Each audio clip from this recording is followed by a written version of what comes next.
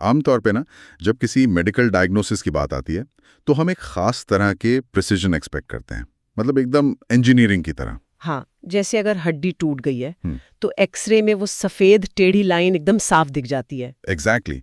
Doctor बस वहां point करता है और कॉन्फिडेंस के साथ कहता है कि ये देखिए यहाँ फ्रैक्चर है। मतलब वहां चीजें बिल्कुल बाइनरी होती हैं, या तो हड्डी टूटी है या नहीं टूटी। राइट, एकदम क्लियर। और सच कहूं तो ये क्लैरिटी ना एक तरह का सुकून देती है हम इंसानों को। बिल्कुल देती है। मतलब हमें चीजें साफ साफ देखना और उन्हें नीट कैटेगरीज में बांटना बहुत पसंद है। लेकिन जब हम कानून की दुनिया में कदम रखते हैं ना, और ख़ास तौर पे ये जो टॉर्ट लॉ यानी अपकृत्य कानून के दायरे में आते हैं, तो अचानक वो एक्सरे मशीन काम करना बंद कर देती है। हाँ, क्योंकि यहाँ कोई सफेद लाइन नहीं होती जो साफ साफ दिखाए कि किसने क्या गलत किया है। सब कुछ बहुत मर्की और धुंधला सा होता है। सही कहा। और आज के इस विस्तृत चर्चा का मिशन भी यही है कि हम इस धुंधले पानी में उतरें और उन अदृश्य धागों को समझें जो एक सोसाइटी को एक साथ बांध कर रखते हैं। राइट। तो आज हम सिविल रॉन्ग्स और टॉर्शियस लायबिलिटी को डिकोड करने वाले हैं। मतलब हम ये समझने की कोशिश करेंगे कि जब कोई इंसान कोई ऐसा गलत काम करता है जो ना तो पुलिस के दायरे में आने वाला कोई क्राइम है और ना ही किसी रिटन कॉन्ट्रैक्ट का उल्लंघन है, फिर भी उससे किसी दूसरे को नुकसान पहुंचता है, तो कानून उसे कैसे हैंडल करता है। और ये समझना किसी भी सिविलाइज सोसाइटी के नागरिक के लिए बहुत जरूरी है, क्योंकि समाज में रहते हुए हम सब अनजाने में ही ढेरों लीगल ड्यूटीज से बंधे होते हैं। बिना किसी पेपर पर साइन किए भी। बिल्कुल, बिना किसी अग्रीमेंट के हम एक दूसरे के प्रति कुछ ऐसी जिम्मेदारियां रखते हैं जो कानून ने हम पर डाली हैं। और जब वो अदृश्य धागे टूटते हैं ना, तो सोसाइटी का बैलेंस कैसे मेंटेन होता है, यही टॉर्ट लॉ तय करता है। तो चलिए इस कॉन्सेप्ट को थोड़ा गहराई से समझते हैं। इसके डीप प्रिंसिपल्स में जाने से पहले मेरे दिमाग में ये सवाल आ रहा है कि आखिर ये टॉर्ट शब्द आया कहाँ से, मतलब इसका असली मतलब क्या है। हाँ, तो ये जो वर्ड है ना टॉर्ट, ये लैटिन भाषा के टॉर्टम वर्ड से निकला है, जिसका लिटरल मीनिंग होता है ट्विस्टेड या मुड़ा हुआ। अच्छा, मतलब सीधा नहीं है कुछ। राइट। हाँ। कानूनी भाषा में इसे एक सिविल रॉन्ग माना जाता है, लेकिन इसकी कोई एक यूनिवर्सल डेफिनेशन नहीं है जो हर सिचुएशन पर फिट बैठे। अलग अलग लीगल स्कॉलर्स ने इसे अपने अपने तरीके से समझाया है। जैसे प्रोफेसर सामंड की डेफिनेशन, मैंने पढ़ा था कि उनकी अप्रोच थोड़ी नेगेटिव है। हाँ, नेगेटिव इस सेंस में कि वो ये बताते हैं कि टॉर्ट क्या नहीं है। उनका कहना है कि टॉर्ट एक ऐसा सिविल रॉन्ग है जिसका प्राइमरी रेमेडी अनलिक्विडेटेड डैमेजेस होते हैं, और जो स्ट्रिक्टली किसी ब्रीच ऑफ कॉन्ट्रैक्ट या ट्रस्ट की कैटेगरी में नहीं आता। अब यहाँ मतलब कोई भी आम इंसान ये सोच सकता है कि ये अनलिक्विडेटेड डैमेजेस क्या नया कॉन्सेप्ट आ गया। हाँ, वो थोड़ा लीगल जार्गन हो गया। तो इसे ऐसे समझते हैं, मतलब अगर दो लोगों के बीच कॉन्ट्रैक्ट है कि 100 कुर्सियां डिलीवर करनी है और वो नहीं होती, तो नुकसान का कैलकुलेशन पहले से क्लियर होता है ना। बिल्कुल, उसे लिक्विडेटेड डैमेजेस कहते हैं क्योंकि अमाउंट पहले से तय है। राइट। लेकिन टॉर्ट में डैमेज पहले से तय नहीं होता। अगर किसी की लापरवाही से मान लीजिए किसी और की प्रॉपर्टी जल गई या किसी को बहुत सीवियर इमोशनल डिस्ट्रेस हुआ, तो उसका प्राइस टैग किसी डॉक्यूमेंट में तो नहीं लिखा होता। सही बात है। जज को उस वक्त कोर्ट में बैठकर उस लॉस को असेस करना पड़ता है और एक कॉम्पेंसेशन फिगर तय करनी पड़ती है। बस यही अनलिक्विडेटेड डैमेजेस का मतलब है। लेकिन सैलमेंट के इस एक्सप्लेनेशन से ज्यादा मुझे प्रोफेसर विनफील्ड के डेफिनेशन इस पूरे सिस्टम के कोर फिलॉसफी के ज्यादा करीब लगती है। वो कैसे? क्योंकि विनफील्ड का कहना था कि टॉर्शियस लायबिलिटी तब पैदा होती है जब एक ऐसी ड्यूटी टूटती है जो लॉ ने पहले से फिक्स कर रखी है, और ये ड्यूटी किसी एक इंसान के लिए नहीं बल्कि पूरी दुनिया के लिए होती है। ओह राइट, ये बहुत ही क्रूशल पॉइंट है। हाँ, इसे एक एनालॉजी से समझते हैं। मान लीजिए अगर कोई इंसान अपना बैंक लोन नहीं चुकाता या रेंट एग्रीमेंट तोड़ता है, तो उसने वो वादा तोड़ा है जो उसने खुद अपनी मर्जी से किया था। उसका अपना पर्सनल प्रॉमिस। एग्जैक्टली। लेकिन टॉर्ट में व्यक्ति वो वादा या ड्यूटी तोड़ता है जो कानून ने समाज के हर नागरिक की तरफ से डिफॉल्ट रूप में कर रखा है। जैसे किसी के घर में बिना इजाजत घुस जाना, जिसे हम ट्रेसपास कहते हैं। बिल्कुल। आपने अपने पड़ोसी के साथ कोई कॉन्ट्रैक्ट साइन थोड़ी किया है कि मैं तुम्हारे लॉन में नहीं घुसूंगा। लेकिन कानून कहता है कि प्रॉपर्टी राइट्स की इज्जत करना एक यूनिवर्सल ड्यूटी है। तो जब ये ड्यूटी टूटती है तो टॉर्ट कमिट होता है। तो अब यहां से ना एक बहुत लॉजिकल सवाल उठता है। अगर ये एक डिफॉल्ट लीगल ड्यूटी है, तो इसको तोड़ने की शुरुआत कहां से होती है? मतलब किस पॉइंट पर कानून कहता है कि हाँ, यहां लाइबिलिटी बनती है? शायद इसके लिए हमें टॉर्ट के पहले पिलर को देखना होगा। राइट, जो है रॉन्गफुल एक्ट या ओमिशन, यानी कोई ऐसी हरकत करना जो गलत हो या कोई ऐसा काम ना करना जो करना जरूरी था। लेकिन यहां एक बहुत बड़ा कैच है। वो क्या? कानून केवल उसी एक्ट को रॉन्गफुल मानता है जो लीगली गलत हो। सिर्फ मॉरल या रिलीजियस तौर पर गलत होना या काफी नहीं है। ये कानून और मोरालिटी का डिफरेंस बहुत ही फैसिनेटिंग है। हाँ, इसे लॉ स्कूल्स में एक बहुत ही क्लासिक थॉट एक्सपेरिमेंट से समझाया जाता है। मान लीजिए एक बहुत ही एक्सपर्ट स्विमर एक नदी के किनारे टहल रहा है। अचानक वो देखता है कि नदी में एक अनजान बच्चा डूब रहा है। Oh my God! और उस स्विमर के पास बचाने का पूरा वक्त है, उसे कोई खतरा भी नहीं है, लेकिन वो बस अपने कपड़े खराब नहीं करना चाहता। कितना भयानक इंसान है। हाँ, वो बस वहीं खड़ा रहता है और उस बच्चे को डूबते हुए देखते रहता है। अब मॉरल और एथिकल पॉइंट ऑफ व्यू से सोसाइटी ऐसे इंसान को शायद एक मॉन्स्टर मानेगी। बिल्कुल मानेगी। लेकिन कानूनी तौर पर कॉमन लॉ सिस्टम में जब तक उस स्विमर का उस बच्चे के साथ कोई स्पेशल रिलेशन ना हो, जैसे वो उसका पेरेंट ना हो या उसने खुद उस बच्चे को धक्का ना दिया, उस पर बचाने की कोई लीगल ड्यूटी नहीं है। मतलब उसने कानून की नजर में कोई टॉर्ट कमिट नहीं किया? जी हाँ, कोई टॉर्ट नहीं।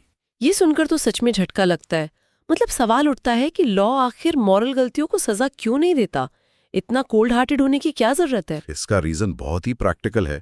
सोचिए, अगर अदालतें इस बात पर फैसले सुनाने लगे कि किसने सड़क पर गिरे अनजान इंसान की मदद नहीं की या किसने किसको बुरा भला कहा, तो क्या होगा? पूरा लीगल सिस्टम ही कोलैप्स हो जाएगा, बाढ़ आ जाएगी केसेस की। एग्जैक्टली। लाइन कहाँ ड्रॉ की जाए? अगर डूबने से बचाना लीगल ड्यूटी है, तो क्या कल को किसी गरीब को अपनी किडनी डोनेट करना भी लीगल ड्यूटी बन जाएगा? पॉइंट है। कानून को एक क्लियर ऑब्जेक्टिव बाउंड्री बनानी ही पड़ती है। मतलब लॉ ज्यादातर नेगेटिव ड्यूटीज इंपोज करता है कि किसी का बुरा मत करो, लेकिन सबका भला करो ये मैंडेट नहीं कर सकता। बिल्कुल। तो फिर सवाल ये है कि ये बाउंड्री आखिर ड्रॉ कहाँ की गई है? इसे सबसे बेहतरीन तरीके से डिफाइन किया था डोनोग्यू बनाम स्टीवनसन के फेमस केस ने। अरे हाँ, वो जिंजर बियर और स्नेल वाला केस। हाँ, ये केस सिर्फ एक रूलिंग नहीं है, ये टॉर्ट लॉ का एक लैंडमार्क मोमेंट है। बात 1928 की है, स्कॉटलैंड के पेस्ले शहर की। एक महिला थी मिसेस डोनोग्यू। वो अपनी एक दोस्त के साथ कैफे आती हैं। उनकी दोस्त उनके लिए एक जिंजर बियर खरीदती है।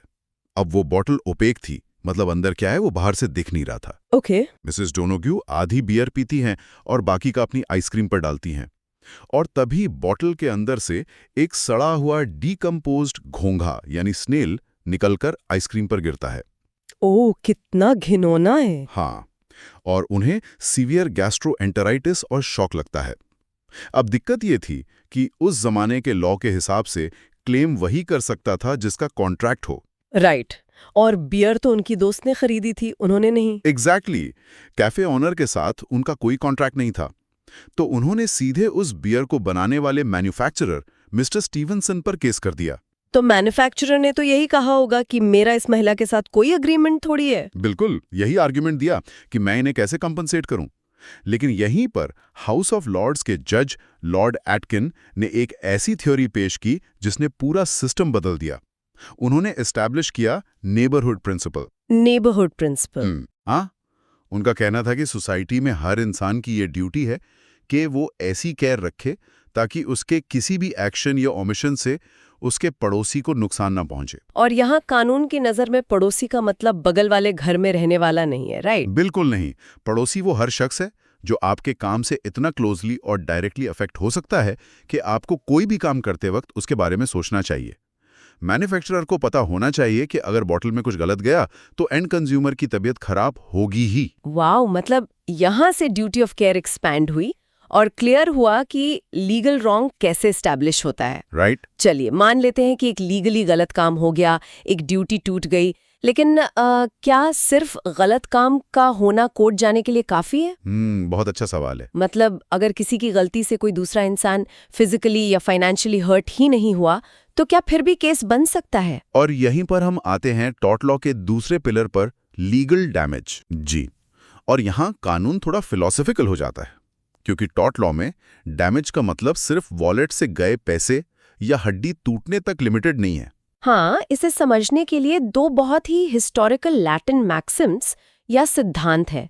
पहला है इंजूरिया साइन डैमनो, राइट। अगर इस लीगल लिंगो को ब्रेक करें तो इंजूरिया का मतलब है लीगल इंजरी, यानी कानूनी अधिकार का टूटना। साइन का मतलब है विदाउट या उसके बिना। और डैमनो का मतलब है एक्चुअल डैमेज, जैसे पैसा, प्रॉपर्टी या हेल्थ का नुकसान। एग्जैक्टली। तो टोटल मीनिंग हुआ बिना किसी एक्चुअल फिजिकल या फाइनेंशियल नुकसान के एक लीगल राइट का वायलेशन होना। मतलब किसी इंसान की जेब से 1 रुपया नहीं गया, उसके जिस्म पर एक खरोंच तक नहीं आई, फिर भी कानून कहता है कि उसे बहुत बड़ा नुकसान हुआ है। हाँ, सुनने में अजीब लगता है ना? बिल्कुल। पर इसे समझने के लिए हमें 1703 के एशबी बनाम वाइट केस के ड्रामेटिक इवेंट्स में जाना होगा। इंग्लैंड का आम चुनाव चल रहा था। मिस्टर एशबी एक लीगली रजिस्टर्ड वोटर थे और वो अपना वोट डालने पोलिंग बूथ पर गए। वहां पर एक इलेक्शन ऑफिसर थे मिस्टर वाइट। अब किसी पर्सनल दुश्मनी या मैलिस की वजह से मिस्टर वाइट ने मिस्टर एशबी को वोट डालने से रोक दिया। ओके। मिस्टर एशबी नाराज होकर कोर्ट चले गए। अब इस केस का सबसे बड़ा ट्विस्ट ये था कि जिस कैंडिडेट को मिस्टर एशबी वोट देना चाहते थे ना, वो कैंडिडेट इलेक्शन जीत गया। अरे, तो लॉजिकली देखा जाए तो मिस्टर एशबी को कोई प्रैक्टिकल नुकसान तो हुआ ही नहीं। उनका फेवरेट कैंडिडेट वैसे भी जीत गया। एग्जैक्टली। उनके बैंक अकाउंट से कुछ कम नहीं हुआ। डिफेंडेंट के वकीलों ने यही आर्ग्यूमेंट दिया कि भाई जब इनको कोई नुकसान ही नहीं हुआ तो कंपेंसेशन क्यों दिया जाए। पॉइंट तो है। लेकिन चीफ जस्टिस लॉर्ड होल्ट का विजन बहुत आगे का था। उन्होंने रूलिंग दी कि वोट देने का अधिकार एक फंडामेंटल लीगल राइट है। जब कोई इंसान किसी दूसरे का लीगल राइट छीनता है तो चाहे एक पैसे का नुकसान ना हुआ हो, वो लीगल इंजरी अपने आप में एक डैमेज है। वाओ, क्योंकि अगर कानून लोगों के बेसिक राइट्स को इन्फोर्स नहीं कर सकता तो उन राइट्स की कोई वैल्यू ही नहीं रह जाएगी। बहुत सही बात है। और इंडिया में भी इसका एक बेहद स्ट्राइकिंग पैरेलल है। भीम सिंह बनाम state of Jammu and Kashmir का केस। अच्छा, उसमें क्या हुआ था? उसमें एक सिटिंग एमएलए को असेंबली सेशन में आने से रोकने के लिए पुलिस ने इल्लीगली डिटेन कर लिया। अब एमएलए साहब को कोई फिजिकल इंजरी नहीं आई, ना उनके बैंक बैलेंस में कोई डेंट पड़ा, लेकिन उनका कॉन्स्टिट्यूशनल राइट टू लिबर्टी और right to attend the session बुरी तरह वायलेट किया गया और सुप्रीम कोर्ट ने स्टेट गवर्नमेंट को हेवी डैमेजेस पे करने का ऑर्डर दिया।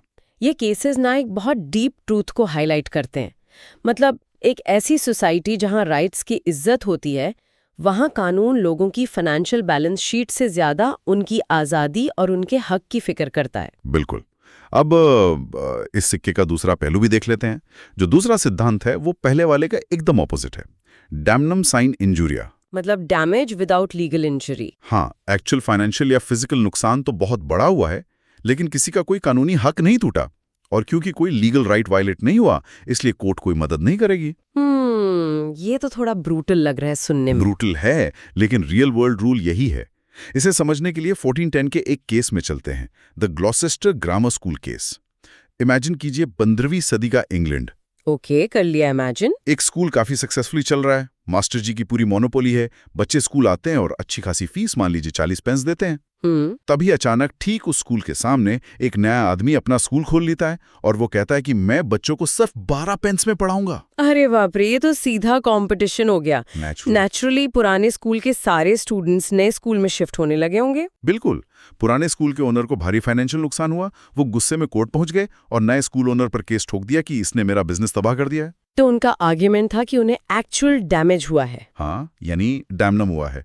लेकिन कोर्ट ने पूछा, भाई नुकसान तो तुम्हारा हुआ है, ये हम देख रहे हैं, लेकिन इस नए इंसान ने तुम्हारा कौन सा लीगल राइट यानी इंजूरिया तोड़ा है? राइट, क्योंकि किसी के पास स्टूडेंट्स को मोनोपोलाइज करने का लीगल राइट तो होता नहीं है। एग्जैक्टली। पढ़ाना और बिजनेस करना हर किसी का राइट है। अगर एक फ्री सोसाइटी में ऑनेस्ट कंपटीशन की वजह से किसी का बिजनेस डूबता है तो ये लॉ का प्रॉब्लम नहीं है, ये ओपन मार्केट कैपिटलिज्म का नेचर है। मतलब इस डैमेज को रिकवर नहीं किया जा सकता क्योंकि यहाँ डैमनम है पर इंजूरिया नहीं। हाँ, तो हमने देखा कि एक रॉन्गफुल एक्ट होना चाहिए और उससे एक लीगल डैमेज होना चाहिए। आगे हैं, ये सिर्फ फिलॉसफी पर काम नहीं करते, इन्हें एनफोर्स करना पड़ता है। अगर कोर्ट ये कह दे कि हाँ तुम्हारा लीगल राइट टूटा है पर हम कुछ कर नहीं सकते, तो उस राइट का क्या मतलब? बिल्कुल।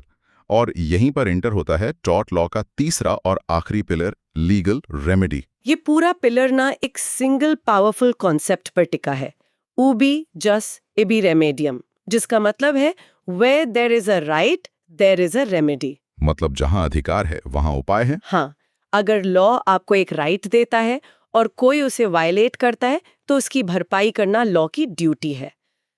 टॉट के अंदर प्राइमरीली रेमेडी क्या मिलती है? जैसा हमने पहले डिस्कस किया, ये कॉम्पेंसेशन या अनलिक्विडेटेड डैमेजेस के फॉर्म में होती है। राइट। लेकिन कई बार ना सिर्फ पैसा फेंक देना ही सोल्यूशन नहीं होता। वो कैसे? मान लीजिए कि किसी का पड़ोसी डेली सुबह उसके लॉन में कचरा डाल रहा है। अब वो इंसान ये थोड़ी चाहता है कि उसे रोज कचरा साफ करने के लिए पैसे मिले। हाँ, वो तो बस ये चाहेगा कि पड़ोसी ये हरकत बंद करे। एग्जैक्टली। ऐसी सिचुएशन में कोर्ट इंजंक्शंस इशू करती है। इंजंक्शन एक ऑर्डर होता है तो किसी को गलत काम करने से रोकता है।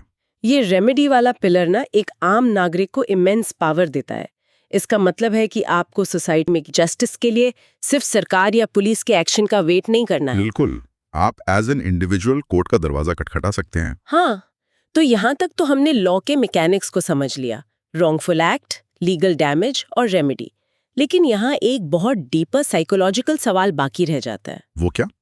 टॉर्ट लॉ में क्या इस बात का कोई फर्क पड़ता है कि इंसान के दिमाग में क्या चल रहा था? मतलब क्या इंटेंट, मोटिव या नेग्लिजेंस का कोई वेटेज है? अगर हम क्रिमिनल लॉ की बात करें तो वहां मेंजरिया यानी गिल्टी माइंड सब कुछ होता है। लेकिन टॉर्ट लॉ की फिलॉसफी थोड़ी अलग है। आमतौर पर टॉर्ट में आपका मोटिव यानी आपका उद्देश्य रेलेवेंट नहीं होता। मतलब कानून इस बात पे फोकस करता है कि क्या हुआ और उससे किसको नुकसान हुआ। हाँ, इंसान के दिमाग का एनालिसिस करना टॉर्ट का मेन काम नहीं है। इसको एक स्टोरी से समझते हैं। ब्रैडफोर्ड कॉर्पोरेशन बनाम पिकल्स का केस। अच्छा, बताइए। मिस्टर पिकल्स ना एक ऐसे इंसान थे जो शायद अपने पड़ोसियों के सबसे बुरे सपने रहे होंगे। ओके। उनकी जमीन के पास सिटी का एडमिनिस्ट्रेशन यानी ब्रैडफोर्ड कॉर्पोरेशन एक वाटरवर्क्स ऑपरेट करती थी जो पूरे शहर को पानी सप्लाई करते थे। वो पानी नेचुरली मिस्टर पिकल्स की जमीन के नीचे से बहता हुआ कॉर्पोरेशन के रिजर्वॉयर में जाता था। फिर मिस्टर पिकल्स को पता चला कि कॉर्पोरेशन अपनी कैपेसिटी एक्सपैंड करना चाहती है, तो उन्होंने खुद की जमीन पर एक बहुत गहरा शाफ्ट खोदना शुरू कर दिया। उन्हें पानी चाहिए था क्या? नहीं, उनका पानी यूज करने का कोई इरादा नहीं था। उनका सिर्फ एक मोटिव था, पानी के अंडरग्राउंड फ्लो को बदल देना या उसको इतना गंदा कर देना कि कॉर्पोरेशन उस पानी को यूज ही ना कर पाए। ओह, वो चाहते थे कि कॉर्पोरेशन तंग आकर उनकी जमीन को बाहरी कीमत कर खरीद ले। ये तो प्योर ब्लैकमेल है। बिल्कुल, उनका मोटिव कंप्लीटली मिलिशियस और गलत था। पूरा शहर उनसे नफरत कर रहा था। कॉर्पोरेशन ने उन पर केस कर दिया, लेकिन जब मैटर टॉप कोर्ट में पहुंचा तो जजमेंट ने सबको हैरान कर दिया। कोर्ट ने क्या कहा? जजेस ने माना कि पिकल्स का इरादा बुरा था, लेकिन कानूनी पोजीशन ये थी कि मिस्टर पिकल्स को अपनी ही प्रॉपर्टी पर खुदाई करने का एब्सोल्यूट लीगल राइट था। ओहो, मतलब अगर कोई इंसान एक लॉफुल एक्ट कर रहा है तो सिर्फ इसलिए कि उसके दिमाग में बुरे ख्याल हैं वो एक्ट अनलॉफुल नहीं हो जाता। एग्जैक्टली। कानून इंटेंशन को जज नहीं कर सकता अगर एक्ट लीगली राइट है, और मिस्टर पिकल्स ये केस जीत गए। ये केस दिखाता है कि टॉर्ट लॉ इंसान के दिल के अंधेरे को नहीं मापता, बल्कि उसके एक्शंस के बाउंड्रीज देखता है। हाँ, हालांकि मानहानि या असॉल्ट जैसे केसेस में इंटेंशन मायने रखता है, पर इन सब के बीच टॉर्ट का सबसे बड़ा हिस्सा बैठा है जिसे हम कहते हैं नेग्लिजेंस यानी लापरवाही। राइट। और नेग्लिजेंस में इंसान का कोई बुरा इरादा नहीं होता। जैसे मिसेस डोनोग्यू की बैर में स्नेल डालने का इरादा तो किसी का नहीं था, पर जब लोग रीजनेबल केयर नहीं लेते, जैसे गीले फर्श पर वार्निंग साइन न लगाना या ड्राइव करते हुए टेक्स्ट करना, तो वो सोसाइटी पर एक अननेसेसरी रिस्क क्रिएट करते हैं। और टॉर्ट लॉ कहता है कि भले ही तुम्हारी नीयत साफ थी, पर तुम्हारी केयरलेस हरकत का बर्डन विक्टिम क्यों उठाए? लापरवाही की है तो कंपनसेशन देना होगा। बिल्कुल। तो अगर हम इस पूरी डिस्कशन को एक स्टेप बैक लेके देखें ना, तो समझ आता है कि टॉर्ट लॉ सिर्फ वकीलों की भारी किताबों तक लिमिटेड नहीं है। ये एसेंशियली सोसाइटी का ऑपरेटिंग सिस्टम है। एकदम सही कहा। ये वो मैकेनिज्म है जो हमारे डेली इंटरैक्शंस को स्मूथ बनाता है। हम बिना डरे सड़क पर चल सकते हैं, प्रोडक्ट्स यूज कर सकते हैं, क्योंकि हमें पता है कि अगर किसी ने हमारे राइट्स तोड़े तो लॉ इस इनविजिबल वेब को वापस ठीक करने का टूल हमें देता है। और मजे की बात यह है कि ये इनविजिबल वेब कभी रुका हुआ नहीं होता। प्रोफेसर विनफील्ड की एक वाइडर थ्योरी है जिसके हिसाब से टॉर्ट लॉ कंटिन्यूसली इवॉल्व कर रहा है, क्योंकि सोसाइटी के नुकसान भी तो फिक्स नहीं है ना। बिल्कुल। आज से 40 साल पहले डेटा प्राइवेसी नाम का कोई कॉन्सेप्ट टॉर्ट में इतना प्रेवलेंट नहीं था। साइबर बुलिंग का वजूद नहीं था। एआई के डीप फेक्स तो साइंस फिक्शन लगते थे। लेकिन आज ये रियल लीगल प्रॉब्लम्स है। एआई से आवाज कॉपी करके रेप्यूटेशन खराब करना आज टॉर्ट की कैटेगरी में आ रहा है। हाँ, अगर कोई एल्गोरिथम ने नेग्लिजेंट तरीके से मेडिकल एडवाइस देता है और आपको नुकसान होता है, तो वो भी नेग्लिजेंस का टॉट है। बिल्कुल है। तो इस डीप डाइव को एंड करते हुए मैं आप लोगों के दिमाग में एक प्रोवोकेटिव सवाल छोड़ना चाहती हूँ। हाँ। बताइए, आज हम अपनी मॉडर्न लाइफ में ढेरों ऐसी चीजें कर रहे हैं जिन्हें हम पूरी तरह नॉर्मल मानते हैं, जैसे किसी की फोटो बिना पूछे क्लाउड पर अपलोड कर देना या सोशल मीडिया पर लोगों का अटेंशन मैनिपुलेट करना। सोचिए, आज के समाज की ऐसी कौन सी आम आदत है जो आने वाले 50 सालों में एक भयंकर लीगल रॉन्ग या टॉट बनकर उभरेगी। ये तो बहुत ही गहरा सोचने वाला पॉइंट है ना? क्या पता जिन चीजों को आज हम हार्मलेस मानते हैं, कल का कानून उन्हें हमारी सबसे बड़ी लीगल लापरवाही माने। तो बस इस बदलते हुए धुंधले कानूनी लैंडस्केप पर गौर कीजिए और उन अदृश्य धागों को समझने की कोशिश कीजिए जो हम सबको आपस में बांध कर रखते हैं। यहीं पर आज की इस विस्तृत चर्चा को विराम देते हैं।